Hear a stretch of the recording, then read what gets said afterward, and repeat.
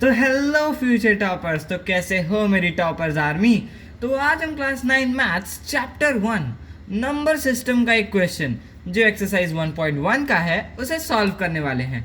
अब चाहे वो नंबर रैशनल हो या फिर इरैशनल हो, ट्रिक्स को याद रखेंगे और अप्लाई करना दोनों सीखेंगे। तो चलो बिना टाइम वेस्ट किए शुरू करते हैं आज का धमाकेदार सा कॉन्सेप्ट। तो एक्सरसाइज 1.1 का ये क्वेश्चन है, is zero a rational number? क्या जीरो एक रैशनल नंबर है? तो of course zero is a rational number.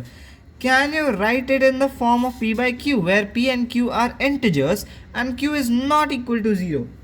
अब हम इसका सिंपल दे देते हैं। हमें पता है कि जीरो एक रैशनल नंबर है। क्यों? क्योंकि रैशनल नंबर किसके सेट होता है? अब जैसे मान लीजिए ये आपका हो गया एक छोटा सा सर्कल है, इस ये हो गया आपका नेचुरल नंबर। ठीक है, तो नेचुरल नंबर में अगर हम ज़ीरो ऐड कर दें तो वो बन जाएगा होल नंबर। अब होल नंबर में अगर हम कुछ जैसे नेगेटिव नंबर्स को जोड़ दें तो वो हो जाता है इंटीजर्स। अब उसमें हम अगर रैशनल नंबर्स को जोड़ दें तो वो हो जाता है, रैशनल नंबर्स में क्या हो जाएगा, वो आपका फ्रैक्शन हो जाएगा, मल्टीपल्स हो जाएगा, और इरैशनल नंबर आपका अलग ही कॉन्सेप्ट बनाता है। ठीक है, अब आपको यहाँ पे दिख रहा होगा कि रैशनल नंबर के अंदर ही ज़ीरो आ रहा है, तो zero is a rational number. तो हम आंसर लिखते हैं yes, zero is a rational number.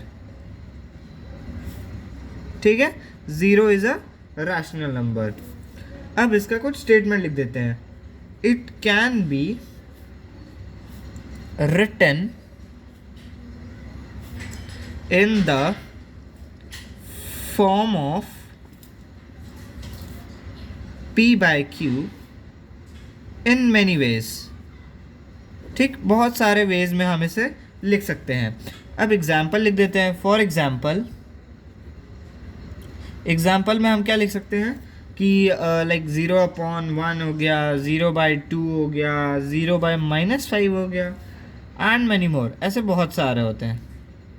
ठीक है, मतलब इनफाइनाइट हो सकते हैं। ठीक, अब हम इसके लास्ट पोर्शन पे आ जाते हैं। जैसे अब आपको इन सब में दिख रहा होगा कि हम इधर ज़ीरो का यूज़ कर रहे हैं, लेकिन कुछ बच्चों को इधर डाउट हो सकता है कि हम इधर -5 का भी तो यूज़ कर रहे हैं, तो क्या ये एक रैशनल नंबर कंसिडर किया जाएगा? तो यस, ये एक रैशनल नंबर कंसिडर किया जाएगा।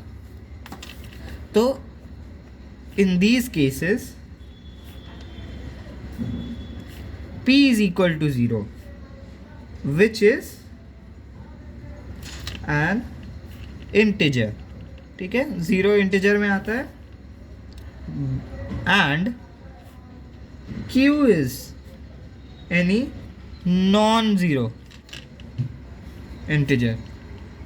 ठीक है, अब अगर हम बात करें कि न्यूमरेटर में, तो हमने इधर ज़ीरो का यूज़ किया, न्यूमरेटर में तो हमें ज़ीरो का यूज़ ही करना था, बट डिनोमिनेटर में नॉन ज़ीरो इंटीजर लिया जाएगा।